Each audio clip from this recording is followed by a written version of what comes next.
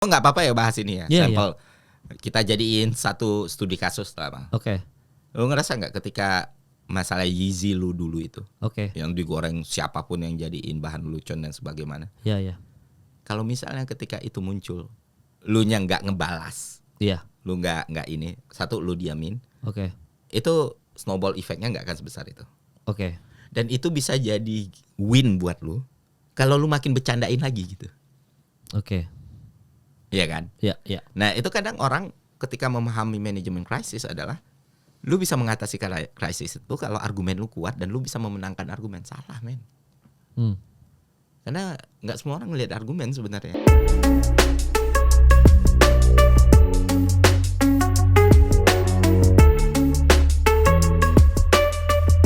Kembali lagi di bertahan di industri dan bintang tamu kali ini. Dan ini apa ya? Ini kalau kalian lihat kan setnya rada baru ya. Semoga set ini tetap tidak berubah-berubah Dim ya.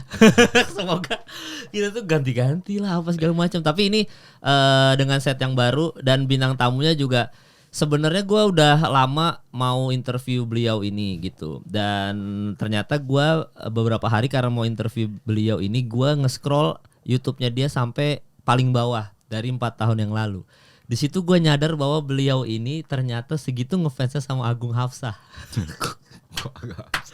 Ya enggak, tapi jujur deh, gue setiap nonton video lu itu kan gue tuh sama Agung zaman ya namanya juga YouTuber lama ya. Jadi di mana YouTuber lama tuh setiap kali kita bikin video itu bisa satu video sebulan ngeditnya gitu. Kadang-kadang 2 minggu untuk bikin sinematik gitu, gambar sinematik. Zaman dulu tuh gambar sinematik itu wah banget untuk seorang YouTuber. Buat gua, Chandra Liau, semua buat Agung Hafsah. Pas gue liat video lu, awal-awal video yang lu upload itu adalah sinematik, 4K sinematik. Terinspirasi lu sama Agung Hafsah enggak? Enggak, gue kenal sama Agung. Gue kenal cukup dekat. Baru kemarin ketemu. Agung masih hidup. Baru bahkan ketemu. Agung masih ada. Agung masih ada ternyata. Jadi nanya Agung dia masih hidup. Iya. Sibuk apa Fer? Dia ada satu project lah yang lagi dia kerjain. Kan gue nggak berhak ngomong ya. Iya. Terus. Bagus lah. Terus lebih mature. Nah kalau dengan Agung itu dulu sering sebelum gue mulai nge-YouTube, gue masuk ke YouTube, gue sering ngebantuin dia untuk bikin video. Intinya kayak gitu beberapa project. Okay. Itu sama Agung, sama Cia gitu. Jadi awalnya tuh gue editor. Editor siapa freelance. Nih? Oh. Gitu. Dim gue ganti editor dulu Dim ya. Oke, terus Fer. Jadi bantuin Cia, bantuin Agung. Ya itu kan dari Walfi juga ya Mas Walfi. Jadi ya gue kenal semua tuh. Ya. Okay. Dari awal bantuin talent dia. Om Mobi bahkan dulu.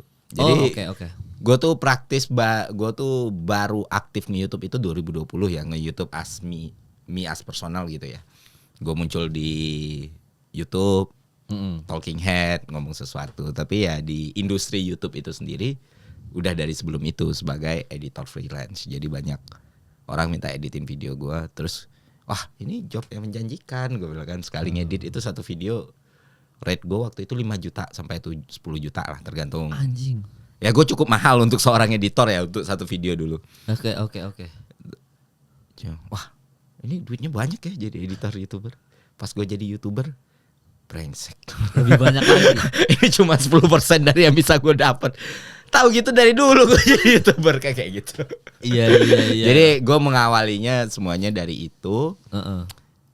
Ketika 2020 gue mulai, gue kan waktu itu masih PNS ya. Pandemi, WFH, gue bosen, gue punya kamera, gue punya lighting simple, ya udah gue buat video. Awalnya tutorial videografi gitu, ngedit. Ini loh, cara bikin animasi kayak gini, font kayak gini. Jadi sebenarnya market gue pertama itu market. Benak Ribo. Ya bisa dibilang lah visual entusias lah gitu kan. Iya. Terus karena di kantor juga gue ngurus sosial media. Gue mendalami algoritma sosial media. Gue ngeliat nih ada sesuatu yang berubah nih di YouTube. Cara-cara algoritmanya YouTube ini bekerja udah mulai berubah nih. Ini sudah mulai berubah nih. Lu mesti keep relevan nih. Gue kalau tetap bikin tutorial editing video kayaknya nggak bakal growth.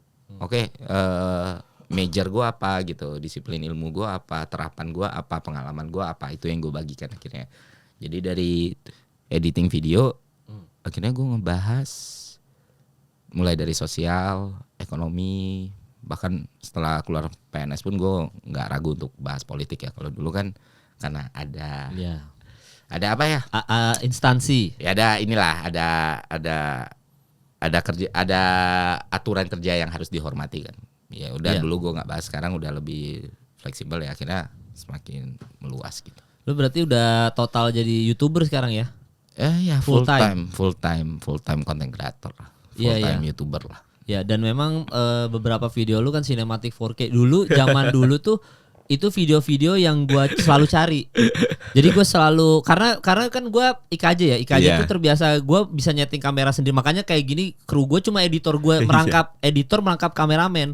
Karena gue bisa Premiere, gue bisa Final Cut Pro, gue bisa semuanya. Bahkan untuk DaVinci Resolve segala macam gue bisa sendiri gitu. Makanya zaman dulu ngejar sinematik, gue wajar kalau lu dibayar semahal itu karena ngejar sinematik itu spare itu dulu kan. Kita memang harus, kita buset dulu gue sama Chandra sama Agung tuh kita ada vlog ke Tokyo aja harus bawa Zhiyun gitu.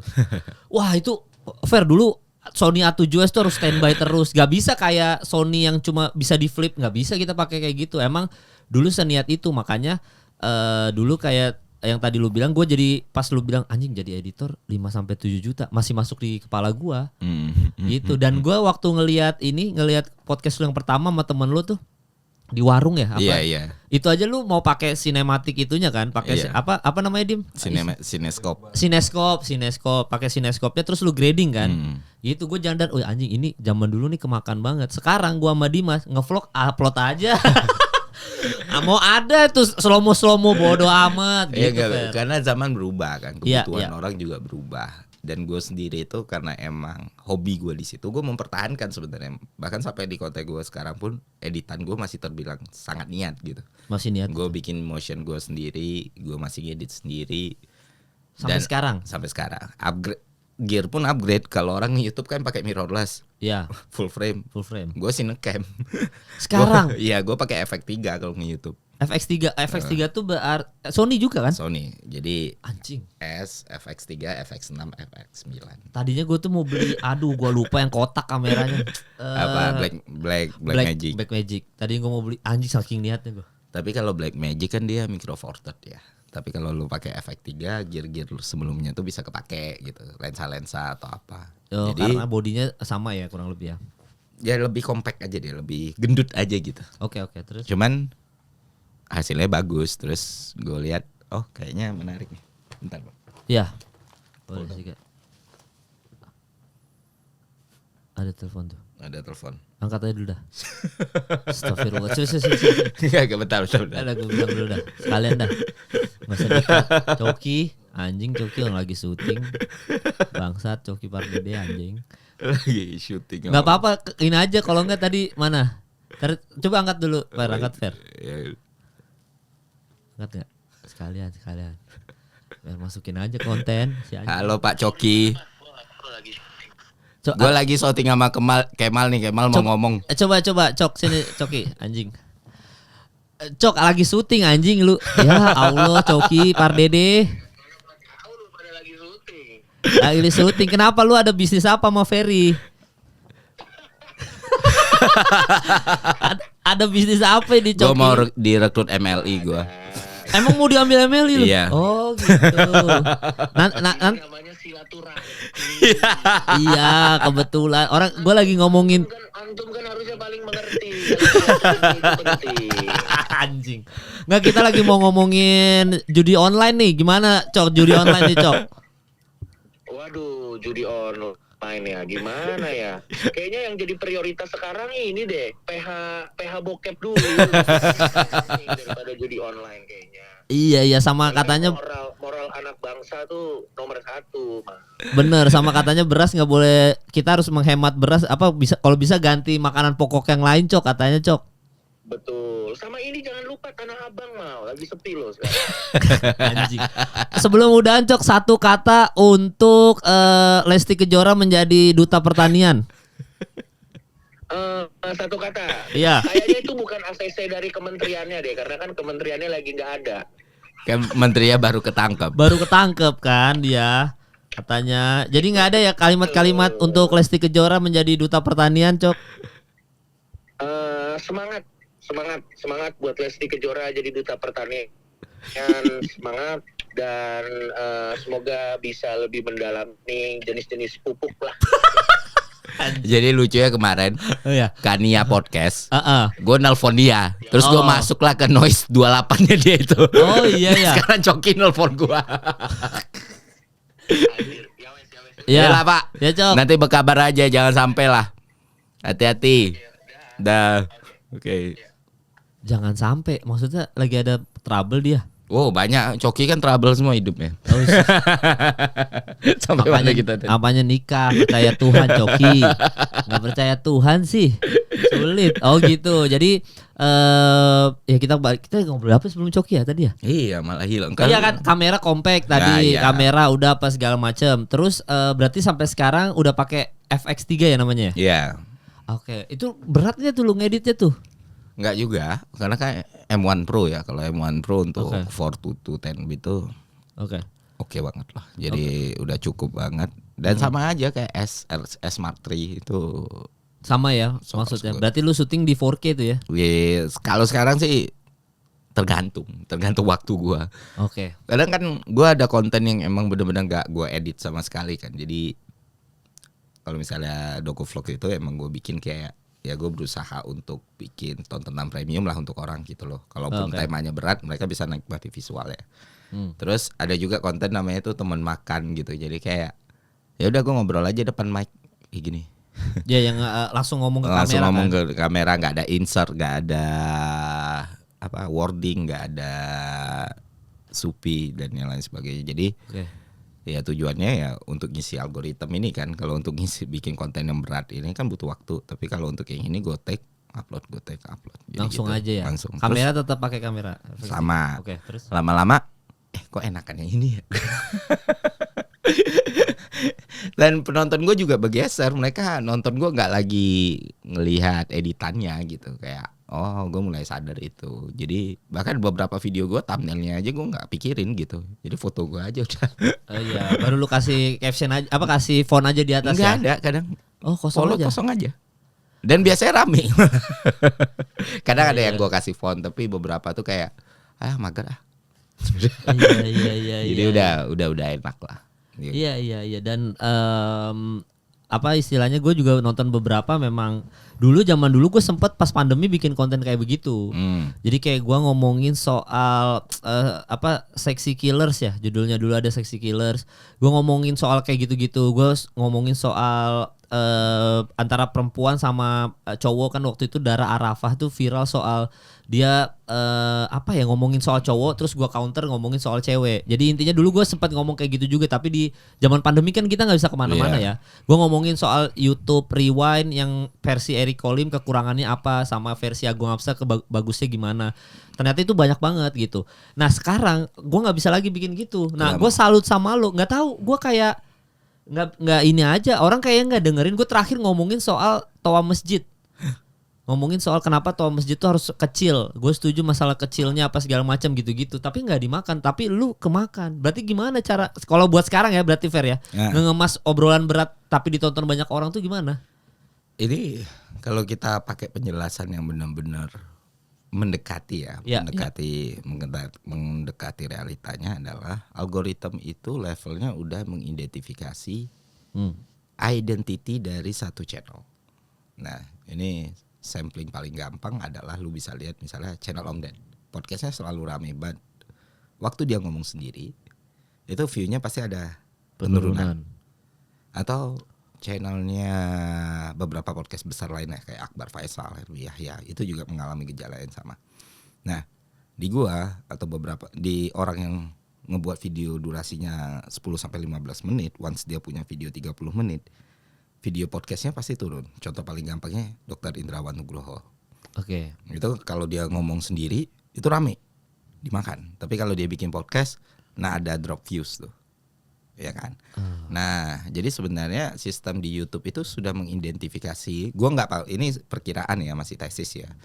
Mengidentifikasi karakter dari channel ini gitu. Ini barangnya dia atau enggak gitu. Jadi misalnya dia bisa lihat dari durasinya, dia bisa lihat dari ya paling gampang dinilai kan yang ada numbernya jelas itu durasi. Kalau orang ini dalam sistem mereka teridentifikasi sebagai content creator yang biasa buat video 30 menit, once dia buat video 5 menit, ya itu nggak akan kemakan. Begitu juga sebaliknya. Nah itu kan semua bisa kita breakdown seperti itu. Makanya gue nggak pernah buat podcast. Oh, karena nggak kemakan, durasinya panjang ya. Karena gue tahu ini akan membuat algoritma susah mengidentifikasi channel gue nih. Ini channel apa gitu. Dan Algoritma harus- itu berarti YouTube-nya ya? Iya, Google sistem dan dari YouTube. YouTube-nya. Oke. Jadi kan mereka udah otomatisasinya kan udah bagus banget. Jadi Oke. makanya kalau lu bukan masalah, kalau konten itu pembahasan selanjutnya lah ya. Tapi kalau lebih ke gerbang awalnya itu yang bikin orang sulit sebenarnya. Kecuali orang itu benar-benar nonton channel lu nyari nama lu gitu. Oke. Yang bikin channel itu bisa naik atau enggak sebenarnya kan bukan seberapa banyak di-share orang atau seberapa banyak dibicarain orang. Yang kuat banget pengaruh channel itu naik atau enggak adalah tab rekomendasi ini. Oke, rekomendasi home itu ya? Iya. Oke. Beranda muncul, home muncul. Nah, itu yang bikin orang ngeklik nih. Tek tek tek tek tek. Jadi banyak video yang bisa hit jutaan views tapi di Twitter, di Instagram, di TikTok gak dibicarain. Ada video yang rame banget dibicarain di Twitter, Instagram, TikTok tapi ya generate views-nya gak sebesar itu. Di YouTube-nya? Ya, itu pemahaman. Ini kita bicara soal pemahaman bagaimana sosial media bekerja ya. Oke. Jadi kalau pertanyaan lu kayak gitu tadi ya mungkin itu jawaban dari gua gitu. Jadi misalnya lu biasa bikin musik nih, lu biasa bikin cover gitu, lu ngepang gitu. Nah itu YouTube akan mengidentifikasi ini jenis konten yang disukai dari Kemal Palevi. Oke. Nah ini jenis konten yang sebenarnya nggak getting crowd. Oke. Nah bahkan sampai ke identity orangnya gitu. Lu kalau nonton Vindes tuh bukan cuman podcastnya Desta sama Vincent loh. Ya banyak, ada Banyak. Regen, Primawan. Ya, tapi kalau lu lihat yang emang benar-benar muncul itu selalu pasti Vindesnya, yang lainnya ya generate reviewnya rata-rata. Kalau yang bisa hit jutaan-jutaan terus-terusan ya kayak gitu. Jadi itulah bagaimana sistem algoritma bekerja. Dan gue punya pemahaman itu bertahun-tahun, makanya ketika gue masuk ke YouTube, it's easy for me lah. Easy kalau kita bandingkan dengan orang lain ya, karena ya gue from no one loh. bukan dari komunitas, bukan dari kenalan siapa nggak pernah collab atau apapun juga sama orang. Bapak-bapak biasa aja lagi bosan bikin YouTube gitu. Karena gue tahu cara kerja YouTube tuh kayak gitu, cara kerja sosial media tuh kayak gitu. Oke. Karena lu masuk ke TikTok, how to beat algoritmnya, lu masuk ke Instagram, how to beat algoritmnya, semuanya itu kan berdasarkan konstruksi berpikir ya. Lu berpikir, mengidentifikasi, memahami, lu menguji tesis, uji tesis lagi, error, uji lagi, perbaiki tesis lu, naik lagi. Itu ya gue bilang ya tergantung sama kemampuan berpikir lu dan memahami masalah gitu.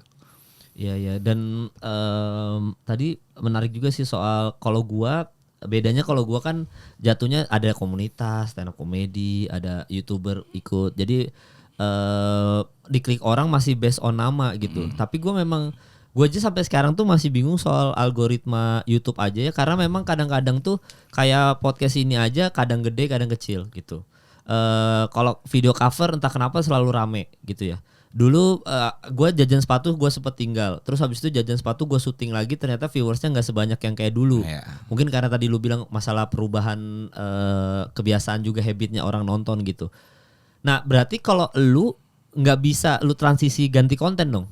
Justru gue lebih punya fleksibilitas. Kenapa itu? Karena yang selama ini gue kuatin itu sebenarnya bukan di kontennya, Ya. tapi personalnya. Personalnya. Jadi makanya gue nggak pernah try to be a motivator, gue nggak pernah berusaha menjadi orang yang inspiratif. Lu bayangin orang ngomongin makroekonomi sambil ngerokok, bajunya kaos, duduknya di gudang.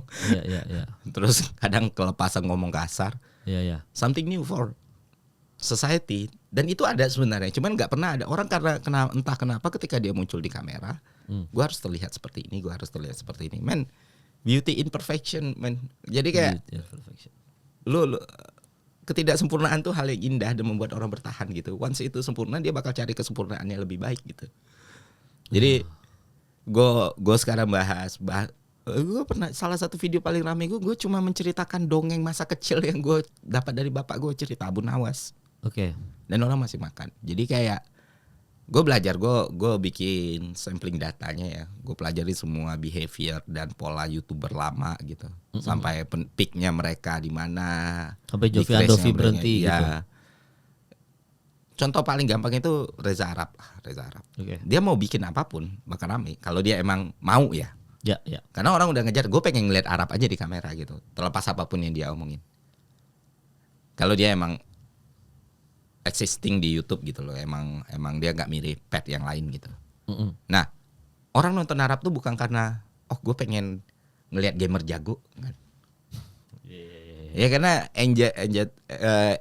engage-nya penontonnya dengan Arab karena it's Arab gitu. Dia bisa bikin personal branding gitu yang bikin orang sering bertanya, iya ya Arab nih kok kenapa videonya rame terus gitu.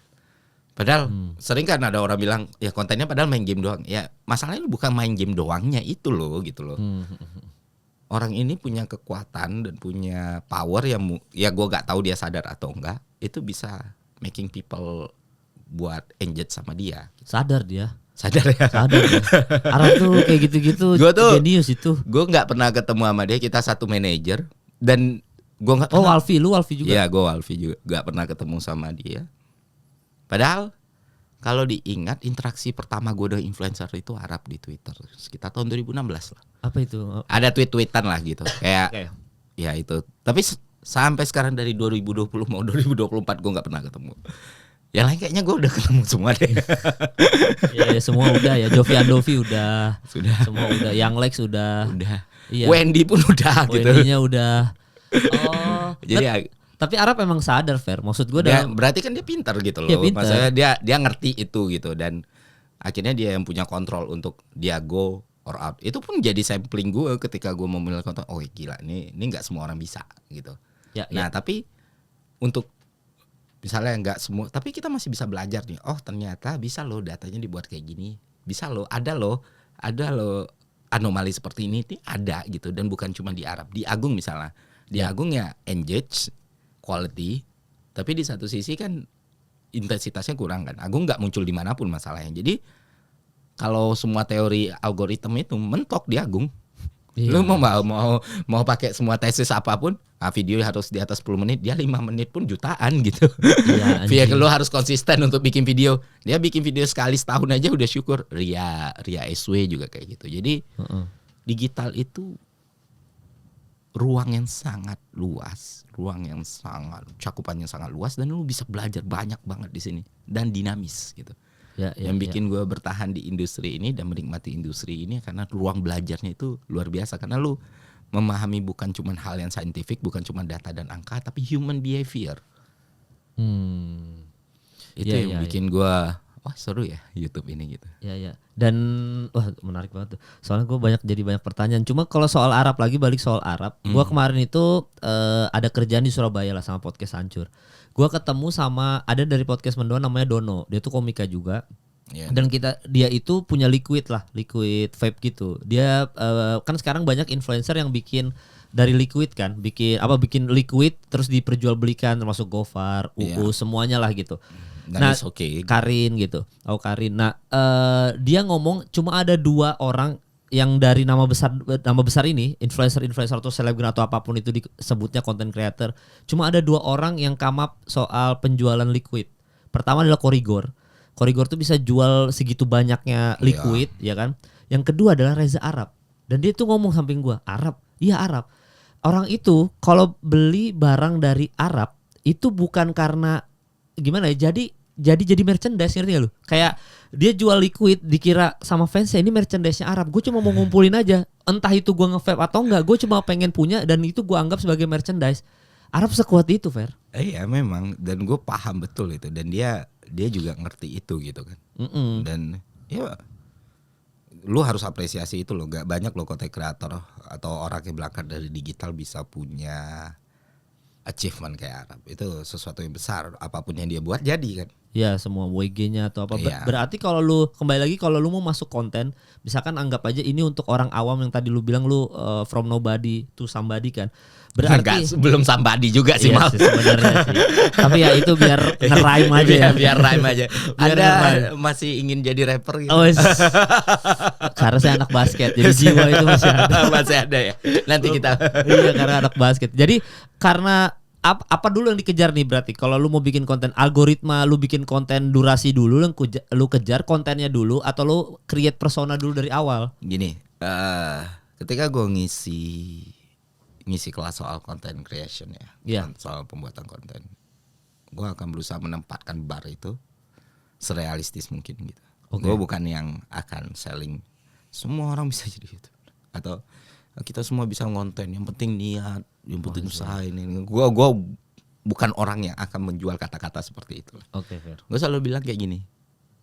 Gue harus bilang dari awal ke kalian, gak semua orang bisa jadi content creator.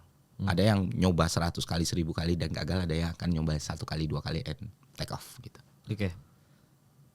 Tapi gini, memang gak semua orang bisa jadi YouTuber, tapi semua orang bisa mencoba jadi YouTuber. Mencoba ya. Jadi kalau lu gagal atau enggak, lu yang bakal tahu sendiri.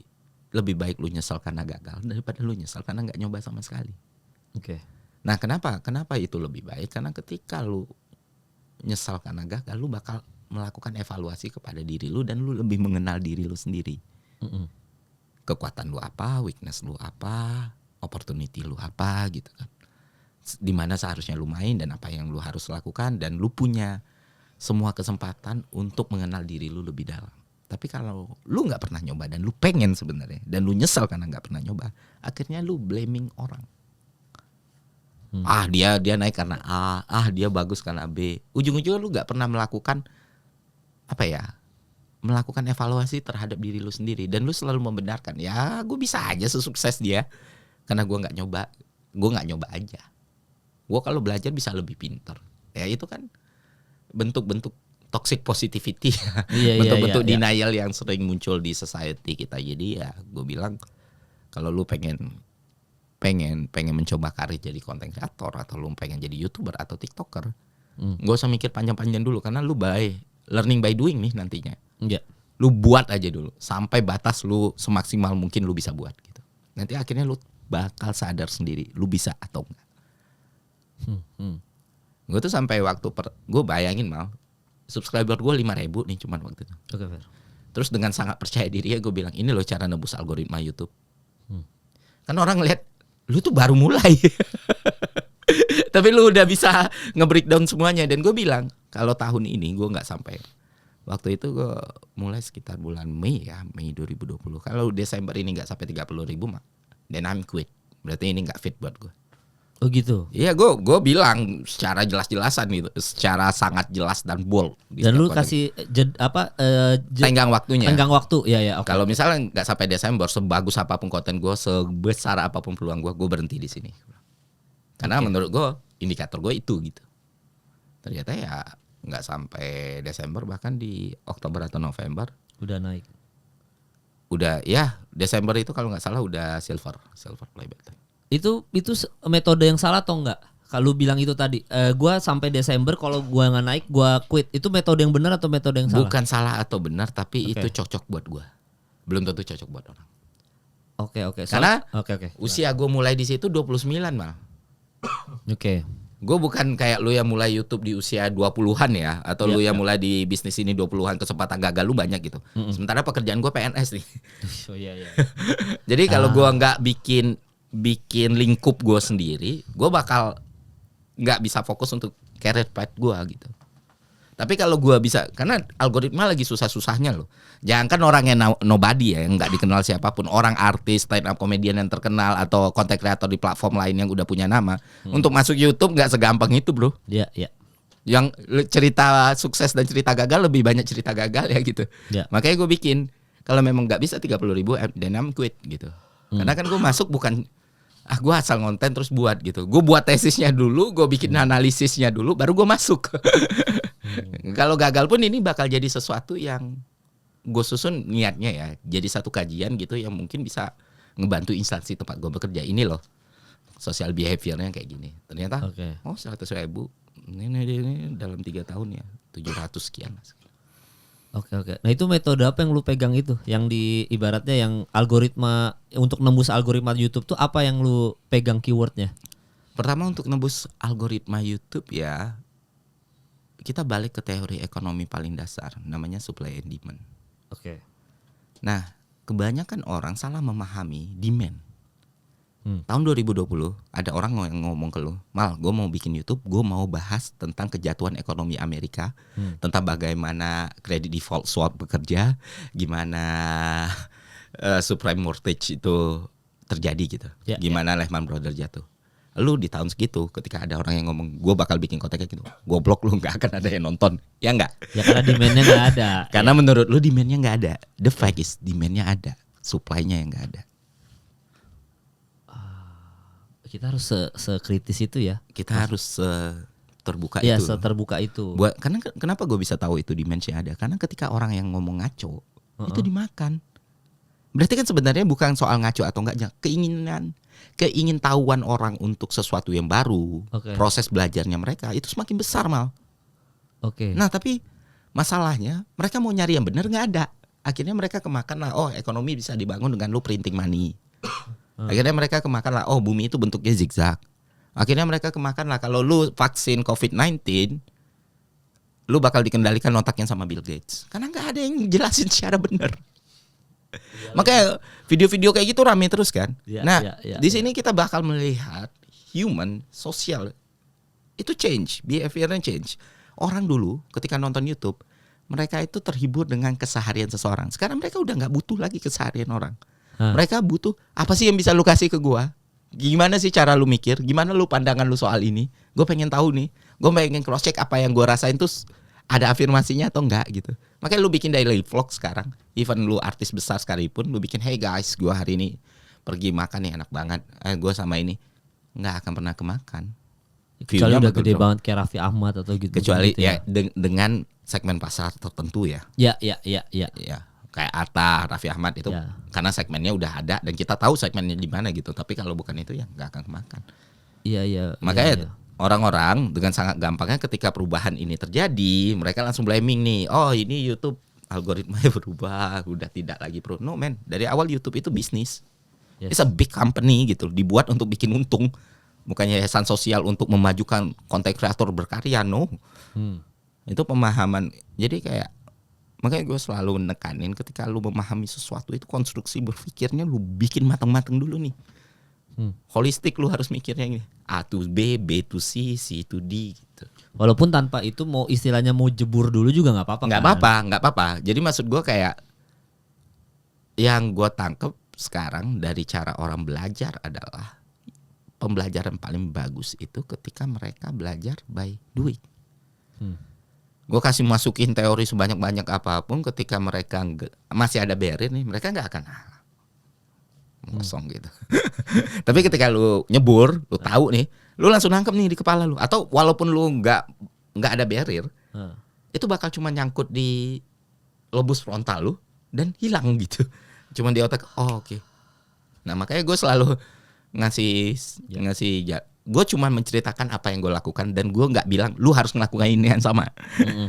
Dan terus apa yang harus gue lakuin? Ya yang lu harus lakuin adalah lu buat. Buat dulu aja. Buat dulu. Nah, tapi tadi masalah supply and demand kan lu tadi bilang, Mal kan lu banyak kontennya, ada sepatu, kadang-kadang rap, kadang-kadang cover musik, kadang-kadang vlog apa segala macam. Lu tadi nanya soal itu kan. Gue berarti kalau gue menarik kesimpulan dari kata-kata yang lu bilang tadi soal supply and demand, menurut gue hidup based on supply and demand. Karena sebenarnya gue kan pasti terjun ke dunia itu tuh based on apa yang lagi viral di society pada saat itu kan. Bikin vlog karena semua teman-teman gue, Jovi Andovi, semua Chandra, Agung, Fatia Izati, semua teman-teman gue Arab semua bikin vlog. Berarti kan gue terjun, ya udah gue berarti ini lagi ada demandnya, orang mau lihat kehidupan para YouTuber ini. Gue mensupply, gue kasih deh itu. Daily vlog apa segala macam, kemakan daily vlog gue kebanyakan sama Jovi Andovi nonton NBA kan, kemakan Justin Bieber apa kemakan lah semua intinya kemakan kan, dan itu viral lah. Viral banget. anjing bisa orang di Indonesia digepok Justin Bieber. Bangsat Kemal Palevi lucu banget. Iya. Dan itu kemakan lah, intinya kemakan lah. Iya, gitu. iya. Terus sepatu, pada saat itu sepatu itu gue punya teman sepatu, tapi sepatu itu nggak naik, belum ada USS, belum ada, Iya. Jejo belum ada, semua belum ada. Tapi yang kreator sepatu, yang ibaratnya yang menyimpan sepatu, kolektornya udah ada. Tapi nggak ada intinya demandnya ada, yang supply nggak ada. Gue bikin lah sama Jovi ngomongin Yeezy. Gue bikin lah sama Iser segala macam, Iser YT Jabs ngomongin soal Air Jordan segala macam, kemakan, meledak dan akhirnya banyak pameran sepatu, jual Yeezy lah apa segala macam. Ya udah, rap. Yang Lex tuh pada saat itu diomongin soal anjing, ada rapper. Gue waktu itu deket, gue ceritain di materi stand up comedy gue. Gue deket sama cewek ini muterin lagu Yang Lex terus. Terus gue bilang kenapa? Ini temen aku nih. Iya, Yang Lex ini lagi hits banget di SMA 6 Jakarta. Yang notabene-nya lu tahu SMA 6 menengah ke atas lah ya. Dia udah menengah ke atas. Oke, Young Lex pasarnya itu ternyata sampai ke situ, sampai ke SMA 6 ini. Samuel Alexander. Yoi, yang sampai tuh Fer gitu Fer. Akhirnya begitu ada tawaran, Mal bikin lagu yuk pas YouTube Rewind bareng-bareng, lu stand up comedy, ada Jovi Andovi, ada Dikal, kita bikin bikin lagu bareng-bareng ganteng-ganteng swag. Karena gue mendengar demand-nya ada untuk orang dengerin lagu hip hop kayak gitu, akhirnya kita kasih supply-nya kan. Maksud supply dalam pengertian ayo kita bikin lagu bareng-bareng GGS dan meledak. Ya udah, makanya sekarang kalau setiap kali ditanya, "Lu bikin lagu rap lagi enggak?" Menurut gue demand-nya lagi enggak ada. Ngapain gue supply, atau itu menurut lu itu pemikiran yang salah gitu. Nah gini, Oke. konteks lu ya Mal, lu itu menarik sekali loh untuk jadi bahan ini ya, bahan penelitian ya. Maksud gua serius, karakter developmentnya ya kayak. Ya apalagi nama podcastnya bertahan di industri ya. Iya. Itu tuh udah menggambarkan sekali bagaimana strugglingnya Kemal Palevi dari skena stand up comedy jadi kreator digital. Iya. Orang di umur gue mungkin taunya lu salah satu dulu juara 3 ya. Juara 3 Suci 2 gitu. Orang yang lebih muda dari gue juga taunya lu yang di GGS nih gitu. Iya. Nah, gue tuh ngikutin sampai yang kayak struggling lu beef lu sampai yang kayak oke, dia berusaha serius di hip hop dan ada lagu lu sama Psychoji itu bagus banget. Gue bahkan tunjukin ke istri lu. Ini loh karakter development dari yang cewek kerdus ke lagu ini. Ini orangnya sama nih gue. Anjing jadi studi analisis. Lu jangan ngeremehin gimana gue nganalisa lu ya. Sampai gue tahu lagu Anjay itu sempat dia archive. Terus waktu Anjaynya rame dia munculin lagi. Iya bener, gue archive anjing. Lu nyadar lagi bangsat. Anjing lu nyadar lagi bangsat. Ya. Karena orang ini emang dia ngerti bisnis, dia ngerti tren, dia ngira Lutfi ya, Lutfi ya. Mawan lagi rame itu orang nyari itu yang gue munculin aja, dan it's a good move loh menurut gue. Iya. Good move loh, dan lu karena udah punya barang bagus di situ, barang ya memang secara musik itu bagus. Maksudnya bukan Anjaynya ya. Kalau Anjay kan itu industri ya. Gue nggak. Ya lagu-lagu lu dengan Psychoji bagus lah gitu. Yang album lu itu. Oke. It's okay juga, it's good juga. Nah yang mau gue tanyain sebenarnya, gue nggak bilang salah atau enggak ya, mal faktanya lu masih ngonten di digital, artinya lu survive ya dengan segala ups and down dia gitu. Yang gue mau tanya adalah sebenarnya yang bener-bener bikin lu punya keinginan dan ya apa ya bahasa paling gampang passion lah. Oke. Yang bener-bener bikin lu punya passion, yang benar-benar lu bilang tadi lu gak bikin lagu rap karena demand-nya gak ada. Oke. Berarti kan it's not a passion gitu. Ya. Nah, purpose lu apa, goals lu apa, dan yang pengen benar-benar lu lakuin di industri ini apa gitu. Gue jadi penasaran kan, karena lu berkali-kali shifting dan lu pun tadi ngakuin lu lihat ini sesuatu tren, lu masuk. Lu lihat ini sesuatu tren, itu masuk gitu. Orang bikin podcast lu bikin podcast pun podcast lu masih didengar. What? Apa kira-kira? Ya, berarti wah itu pertanyaan itu juga ya, apa namanya? Sederhana tapi sulit dijawab. Itu ya buat gua, mungkin kalau buat lu atau buat kayak content creator yang lain sebenarnya itu gampang, tapi gue nyadar bahwa bahkan gue pas bikin film tuh di era stand up comedian bikin film kan. Kayak Radit bikin film, bahkan Ernest sama Panji pun ngomong di podcast mereka, dia terinspirasi gue untuk akhirnya berani bikin film. Maksudnya Kemal Palevi bisa, masa Ernest Prakasa, Panji kan nggak bisa. Dia ngomong sendirilah gitu. Jadi kalau misalkan gua ditanya soal apa passion gua ya, sebenarnya itu gua itu suka menjamah. Gak, gue flashback sedikit lah. Gue pernah dengar omongan soal Jack Ma. Jack Ma tuh ada ngomong soal gimana caranya lu nggak supaya lu nggak bosan sama hidup lo. Berarti lu harus matokin setiap 1 dekade hidup lu tuh harus berubah gitu. Kayak 10 tahun pertama lu as a karyawan, 10 tahun kedua lu harus ngejar jadi CEO, 10 tahun kedua lu harus jadi foundernya. Jadi hidup lu tuh ada eskalasinya lah, naik terus gitu.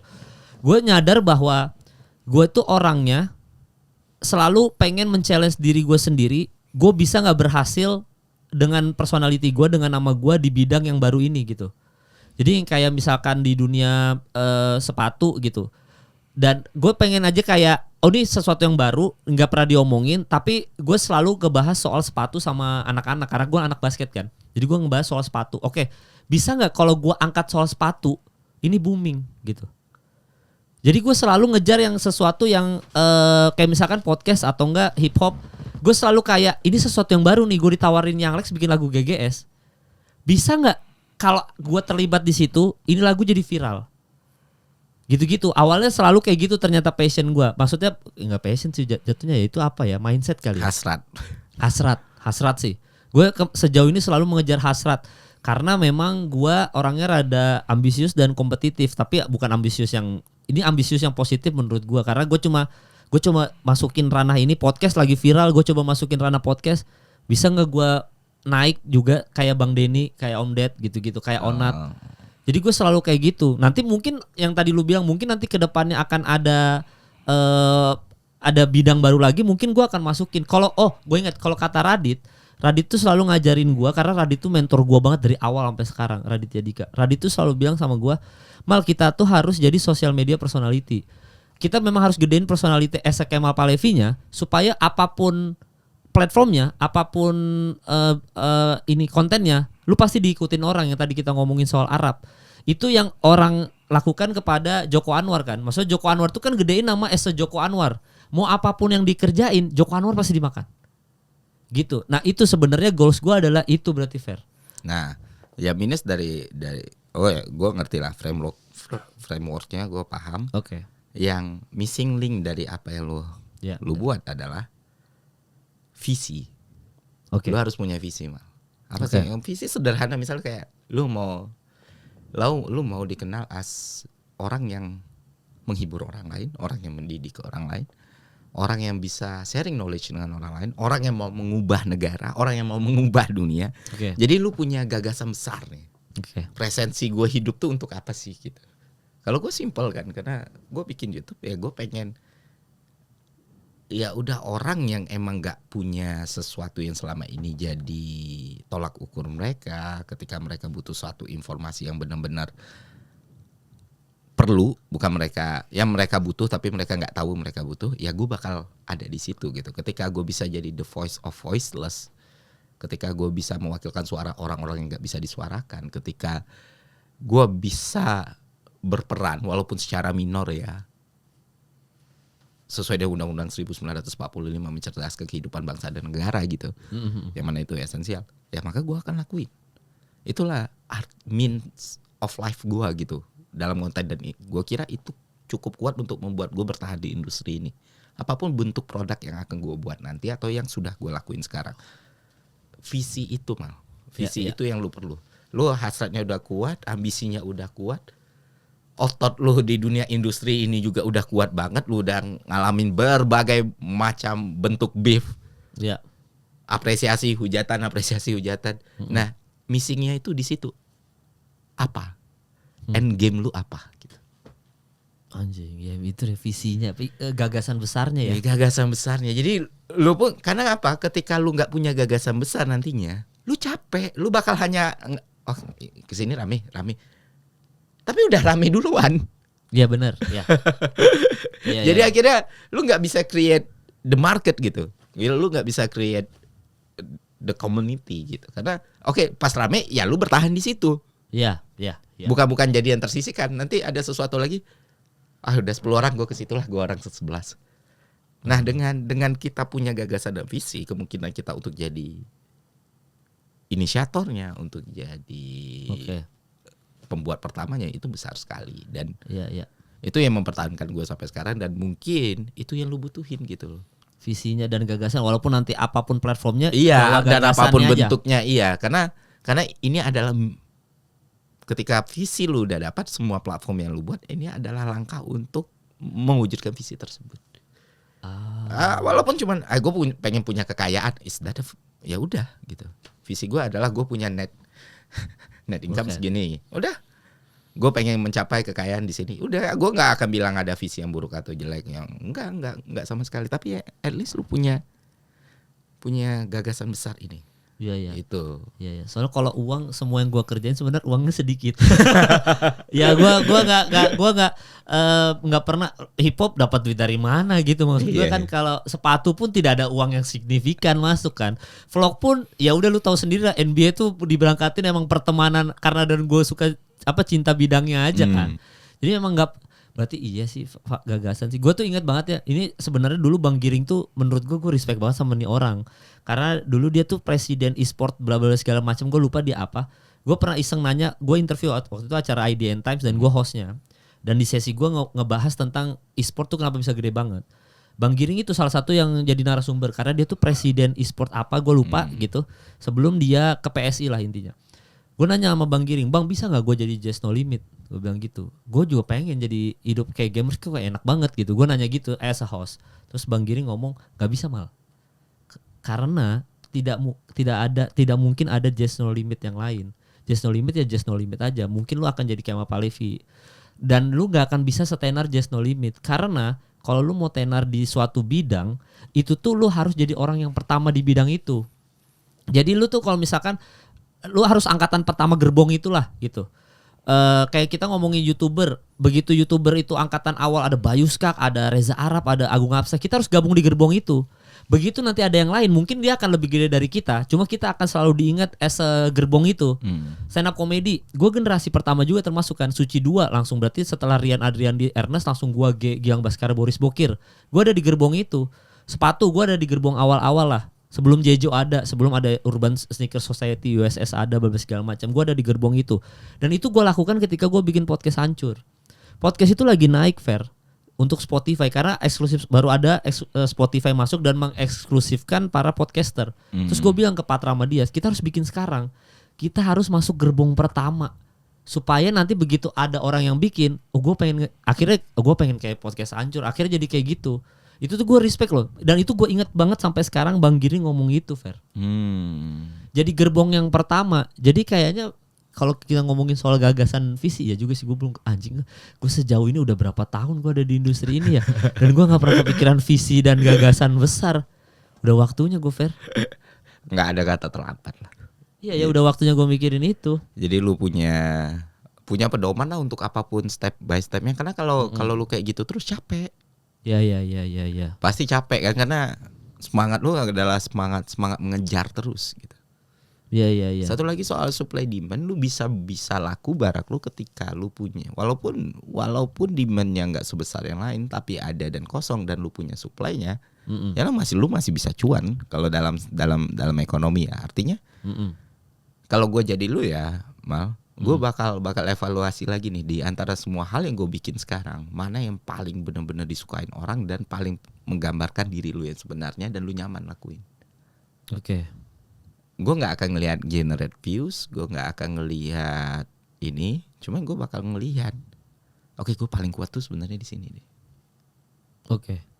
Misalnya kalau gue ngelihat lu, gue tuh big fans of your comedy lah ya, kayak stand up absurdnya atau show lu stand up kemarin tuh gue tonton, ih anjing lucu ya, masih lucu ya orang gini ya. Gue kira karena Suci 2 kan udah jauh banget tuh, jokesnya gue udah, oh dia masih bisa keep up ya, karena lu kan udah lama banget gak berkomedi. Ya. Kayak kadang gue mikir juga, gue kenal anak komika kan, anak-anak stand up itu kan banyak ya. Kan konten kalian tuh sebenarnya gak harus komedi loh, walaupun dalam ranah komedi gitu. Iya.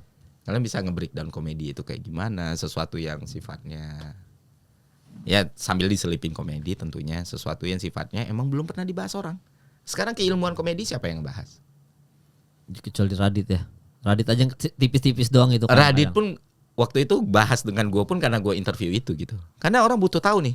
Oh kalau tahu teorinya ternyata menarik. Walaupun lu nggak mau jadi seorang komedian ya. Iya, Ini toh yang dilakukan. Oh ini loh struggle-nya komedian tuh kayak gini gitu. Gue kalau misalnya jadi stand up komedian, kalaupun gue nggak bisa jadi juara suci atau jadi stand up komedian paling laku sekalipun, ada segmen ini loh. Ada pasar itu ya. Ada pasar ini dan belum ada yang nge-grab. Dan itu bisa gue jadiin untuk gagasan gue tadi ya. Iya. Dengan benang merah as a komedian berarti. As a komedian. Jadi peluang itu lu cuma butuh. Lu tarik mundur dikit ke belakang, lu bakal ngeliat bigger picture ya gitu. Itu prinsip gue. Kan lebih enak ya. Kita daripada ngomongin. Soalnya kalau kita ngomongin judi online tadi Mal, gue udah ngomongin 3 podcast. Iya pasti. Gue juga sama Dimas, Bang baru ke Om Deddy, Kania udah bahas judi online semua emang. Iya. Jadi kayak gue bakal ngomongin alurnya sama gitu loh. Dan gak bakal inilah, gak bakal bukan sesuatu something new untuk dibahas lagi karena udah ini. Kan pas Guru Gembul kesini juga sempat itu dulu, Mas Kemal. Ini kan saya udah keliling podcast ya kata Guru Gembul. Kira-kira apa kita berdua bahas supaya beda sama podcast yang lain ya gitu. Terus gue dengan gampangnya ngomong ke guru gini aja guru. Gue itu selalu ya pasti gue tuh di otak gue udah ada, gue akan bahas ini. Tapi biasanya gue tuh akan nanya satu hal awal apa, tiba-tiba ngembangnya jauhnya entah kemana gitu ngebuangnya. Buktinya sampai sekarang ini udah menit berapa nih? 51 gak ada kita bahas judi online. Padahal lu tadi kan pas ngomong kita mau bahas judi online nih gini. Gitu. Jadi gue selalu kayak gitu sih, selalu kayak ngalor ngidul aja tiba-tiba anjing. Jadi ternyata tidak yang kita pengen bahas nggak dibahas juga. Gue pernah lu sama Uus lebih goblok lagi deh. Ini satu nih benang merahnya One Piece nih. Iya oke. Ngomong sampai jadi 2 podcast itu ya. Jadi podcast Uus kayak goblok juga anjing sih Uus. Yang pertama baru kenal. Iya. Episode keduanya sudah kenal kayak gitu kan bangsat. Kayak langsung di rumah. Saya episode kedua langsung kan. Iya. Terus adalah 3 jam lah total durasi 2 episode. Anjing. Di awal tuh ya ini nanti bahas One Piece. Mungkin kita bahas One Piece ya. 3 jam anjing nggak keluar One Piece-nya sama sekali tuh. Gak ada bahas One Piece ya. Malah gak ada. Uus kan lebih random lagi kan dia. Iya. Ya, kita ngobrol aja lah kita ini dan lebih personal touch kan kalau Uus. Iya. Kayaknya kalau anak komik tuh emang kebiasaan ya, kita tuh bisa dari satu topik bisa nyebar. Ya karena memang otak kita tuh terbiasa gitu kan. Maksudnya ternyata dari satu materi ini ternyata bisa kita mapping segitu banyak materinya gitu. Karena kan komedi itu kan bukan sesuatu. Komedi itu kan game intelektual sebenarnya. Okay. Walaupun mungkin beberapa nggak sadar ya, karena berkomedi itu berarti lu berpikir dan bukan cuma berpikir, kecepatan pikirnya, impulsnya lu harus bekerja kan karena aksi reaksi, ya. momentum. Okay. Jadi sebenarnya makanya sangat sulit menemukan, bukan kecuali ya gue nggak ngomong secara general ya. Okay. Ya semua pelaku komedi ya pintar, walaupun mungkin mereka nggak sadar gitu loh. Itu sesuatu yang lumrah lah, sesuatu yang seharusnya orang pahami. Cuman kadang kecerdasan kognitif itu kan nggak bisa kita compare sama knowledge ya. Itu 2 hal yang berbeda. Kadang di Indonesia itu didefinisikan orang pintar itu seberapa banyak buku yang lu baca. Banyak orang yang baca buku tapi nggak ngerti, nggak paham gitu cara berpikir. Banyak orang yang gue tahu nggak baca buku yang banyak atau bahkan jarang banyak buku, tapi kemampuan berpikirnya, cara dia bernalar itu bagus gitu. Cara dia memahami konteks dan situasi juga bagus. Makanya banyak anak orang nggak sekolah tapi lu bisa nyambung nih sama dia nih. Tapi ada orang yang titelnya luar biasa, lu ngomong apa sih kok kayak gini sih? Yeah. Itu give ya kalau kayak bukan, gitu. bisa give Okay. tentu kita nggak bisa menafikan fakta soal genetik ya. Genetik itu manusia ada. Tapi kan faktor penentunya bukan cuma itu mah. Oke. Lingkungan lu, cara lu bertumbuh, siapa orang yang di sekeliling lu, bagaimana lu berpikir, itu kan tergantung semuanya di situ gitu. Makanya kalau lu berteman sama penjual parfum ya lu wangi, peribahasa lama lah. Jadi kayak oke, gue mulai. Ini yang bikin gue seneng ada di industri digital ini ya, karena gue bisa ketemu siapapun gitu. Ya dan lu bisa bedah karakter mereka masing-masing, cara berpikirnya gitu ya. Menarik ya. Karena itu hobi buat gue, itu hal yang menyenangkan buat gue kayak gue susah mencari hobi kan, jadi kayak manusia tuh kayak gini ya, jadi human behavior tuh kayak gini ya, cara mereka berargumen kayak gini ya, cara mereka bangun kalimat kayak gini ya, ketika mereka direspon kayak gini mereka bakal jawab kayak gini ya. Itu tuh kayak sesuatu kayak psikopat gue. Enggak. Makanya gue ngomong sama Bang Radit tuh bisa lama banget kan. Oh gitu caranya. Jadi kita tuh butuh loh jadi pendengar yang baik tuh gitu. Kita tuh butuh loh ngasih orang space ngomong gitu. It's not all ini semua tuh bukan cuma tentang kita doang gitu. Oke. Jadi ya itu, dan dunia digital itu kalau lu ngeliat kan beberapa orang bilang dunia showbiz, fame itu toxic segala macamnya, tergantung lu mainin barangnya aja udah gitu. Lu masuknya dengan cara seperti apa? Kalau dalam investasi lu menginvestasikan 100% sesuatu yang punya risk tinggi, ya lu bodoh gitu. Anjing. Iya. Kalau lu masuk ke industri kayak gini yang mana sangat dinamis sekali dan lu taruh trust lu 100% tanpa ada yang lu keep. Ya resiko ya aksi reaksi ketika lu melakukan aksi tersebut ya ada reaksi seperti ini. Itu ada consequences. Is there consequences? Iya benar. Tapi kan berarti kan lu Fer udah sering diinterview orang Fer yang tadi lu bilang ya. Ini tanpa kita menjelek-jelekan atau ngebagusin suatu pihak ya, salah satunya lah. Tapi kalau menurut lu kalau dari lu sendiri, lu menilai Onat, menilai Om Ded di interview Radit, di interview gua, siapa lagi yang lu di interview? Bang Denny Sumargo. Densu belum pernah. Berarti yang tadi gua sebutin aja, penilaian lu apa? Guru Gembul pernah. Guru Gembul. Nah, penilaian lu bagaimana tuh untuk masing-masing perorangan atau instansi inilah gitu? Ini gua nggak ini ya, agak normatif ya. Iya. Gue nggak ngerasa ada yang lebih buruk atau lebih baik gitu. Oke, gimana tuh? Karena setiap gue wawancara dengan orang, yang berusaha gue identifikasi adalah orang ini tipenya kayak gimana sih. Nah gue bakal masuk kayak gitu. Oke. Jadi ketika gue datang konten ke orang, gue nggak mau ngalahin orang atau bikin orang terlihat buruk atau bikin orang terlihat tidak oke. Jadi justru frekuensinya gue samain. Karena gue ngerasa ini azas bermanfaat bersama gitu. Lu podcast itu bukan tentang beating someone gitu. Iya. Jadi kayak di beberapa dan bahkan di setiap podcast, gue tuh selalu gue nanya balik gitu. Karena gue tahu walaupun gue bukan podcaster, tapi kadang podcaster itu dia punya ide, dia punya opini, dan kadang tuh dia harus ngeluarin itu gitu. Kalau podcast Om Ded terakhir ya, yang gue sama Om Ded terakhir, gue kan nanya kalau stand lu gimana Om? Nah dia jelasin. Dengan Onat pun kayak gitu. Dengan Bang Vasco juga kayak gitu. Jadi gue menikmati semua bentuk obrolan, mau kayak gimana pun, dan ngerasa ya emang seharusnya manusia seperti itu gitu. Mau lu ngobrol sama siapapun seharusnya itu menyenangkan. Bahkan ketika obrolannya pun tidak sesuai dengan lu gitu, karena lu bisa tahu, gue nggak bisa nih ngelakuin hal kayak gini nih gitu. Iya.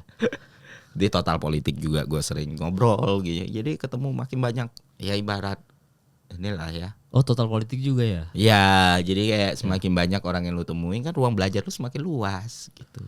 Iya. Awalnya gue bikin podcast ini tujuannya itu, Fer. Karena kan gue tuh kalau gue self claim kalau gue introvert tuh kayaknya aneh banget sih. Cuma ya lu ngerasa lu introvert lah. Ya, bahasa amannya kayak bahasa gitu. amannya gitu lah. Gue ngerasa gue introvert, ambivert lah, kadang bisa extrovert kan. Gue stand up comedy ketemu banyak orang kan. Iya. Tapi ya gue sometimes introvert, sometimes gue extrovert lah gitu. Gue tujuan gue tadinya bikin podcast ini adalah itu. Gue pengen dapat ilmu-ilmu soal gimana cara bertahan di industri. Dan gue pengen sharing aja, kayak misalkan gue pengen nih gue ada keresahan soal politik ya, gue akhirnya ada Total Politik datang ke sini, ada Mamat datang ke sini. Gue pengen tahu point of view-nya apa soal kasus ini, soal pilpres segala macam. Jadi gue tadinya pengen belajar aja gitu tujuannya. Makanya banyak yang komen, ini Bang Kemal belajar doang nih gitu. Ya maksudnya Bang Kemal yang minta diajarin sama tamunya nih, karena nggak ada knowledge-nya segala macam. Awalnya gue gitu, Fer. Ya, dan nggak masalah kan. Kita semua kan pembelajar gitu loh. Gue kesini juga belajar. Kemal tuh kayak gini loh cara ininya, cara nge-treatnya kayak ini, and that's good gitu, nggak ada minus-minusnya. Dan yang paling gue malah ingat yang paling lama banget gue ngobrol di podcast tuh justru sama ini. Uus itu tadi. Uus juga lama banget. Yang lama banget sama siapa ya? Radit tadi lu bilang Radit. Radit juga lah, lama semua sih. Lama semua lu, Fer. Tunggu bentar, ada yang lama banget tuh. Oh, Macan Idealis, Bang Fasko lumayan lama karena Heeh. ya kan kemana-mana gitu kan. Wah, itu benar-benar sama-sama orang Minang lagi kan, sama-sama orang Padang. Panjang. Sama Ari Putra di Totpol, sama Budi di Totpol juga lama. Udah lama ya. Kalau dibilang agak yang singkat justru kayak kalau lu podcast sama ini sih. Onat itu termasuk singkat lu. Gue lihat durasinya. Soal gue 40 menit atau 50 menitan doang gitu. Gue lihat durasinya sama Onat pendek nih. Iya, tapi bukan berarti nggak. Iya, bukan berarti nggak oke. Semua temen gue, maksudnya Onat mau ini ya mungkin dia merasa gue nggak temenan. Ya justru di Onat tuh banyak dikat sih. Tadinya panjang banget ya. Oh, banyak dikat. Dia udah wajar. Pras Teguh juga seru banget. Itu seru banget. Pras Teguh seru banget. Ya podcaster yang justru yang absurd, bukan absurd. Waktu itu sama Guru Gembul. Itu nggak ada konsep, nggak ada jelas. Kita ngapain? Jadi adalah judulnya tulang semua aja lah, Gus. Kang, tulang semua gitu. Itu aja yang paling absurd ya pembahasannya. Absurd banget, gak jelas. Cuman ya, nah ini satu lagi nih. Gue melihat fenomena Guru Gembul dan bahkan terjadi di diri gue sendiri atau bahkan ke Kania lah misalnya. Jadi kayak Guru Gembul tuh dengan semua pro kontranya ya. Dia tuh melekat dan dia tuh sering harus klarifikasi berkali-kali, melekat persona konspirasi di dia. Padahal dia tuh nggak suka konspirasi sebenarnya, nggak yang terlalu konspirasi ini bener. Dia justru niat dia, gue pengen ini loh point of view gue yang gue baca atau apa, terlepas itu benar atau enggak. Karena kan untuk buat konten kayak gitu yang sangat memungkinkan lu salah, gue pun juga kayak gitu. Nah kadang dia harus masuk. Dia tuh harus menjelaskan, saya itu tidak membahas konspirasi. Nah kalau ke Kania itu, Kania tuh selalu nge-state diri dia tuh bukan feminim gitu loh. Oh, dia selalu stand-nya begitu ya. Iya, gue tuh kalian tuh jangan mengklasifikasikan gue as feminim atau hal-hal yang kayak gitu. Justru stand gue berbeda dari itu. Gue memahaminya dengan beda, tapi itu melekat. Misalnya kayak ke gue dulu ya 1 tahun. Kalau sekarang sih udah agak berkurang atau bahkan hampir gak kerasa. Wah ini yang sering bahas stoik ya. Gue tuh cuma bahas stoik tuh sekali. Iya. Di konten gue. Tuh editor gue ngomong bahas stoik dong bang. Gitu. Berarti kan yang melekat dulu stoik aja. Padahal cuma sekali dan kulit luar paling luar gitu. Maksudnya secara aplikatif yang gue jalani dan emang itu konten iseng, bukan iseng ya, kayak konten ringan. Gue nggak bahas surat Seneca, gue nggak bahas bagaimana Epictetusnya, gue nggak bahas Aureliusnya. Ya gue sampai sekarang ngejalanin itu.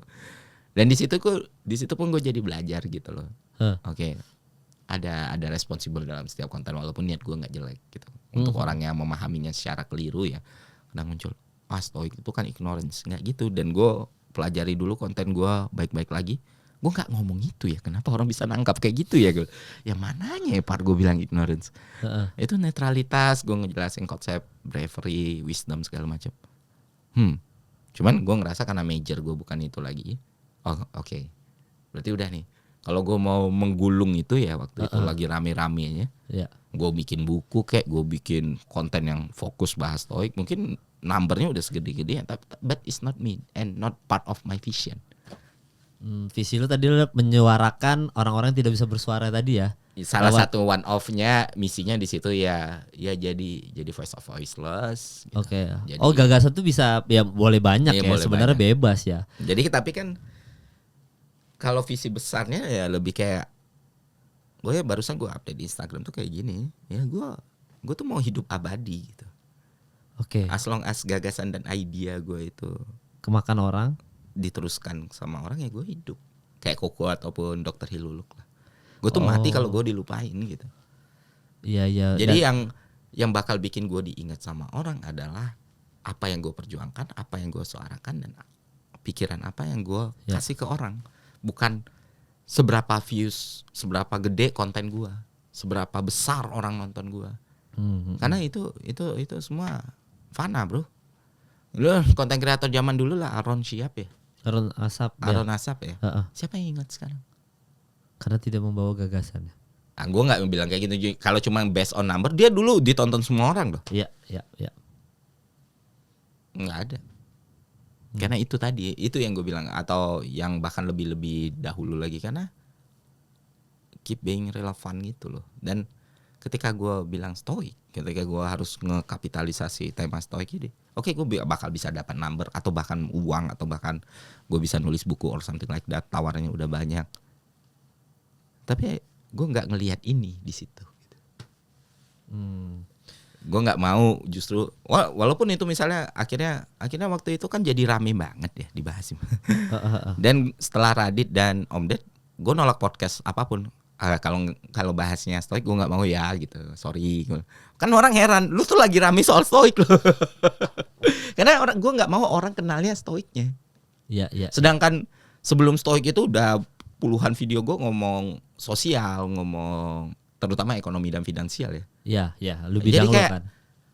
Ya lu band ekstrim lah, lu bikin Cupid's Dead, lu bikin pornography, lu bikin cynical. Tapi orang ingat lu more than word.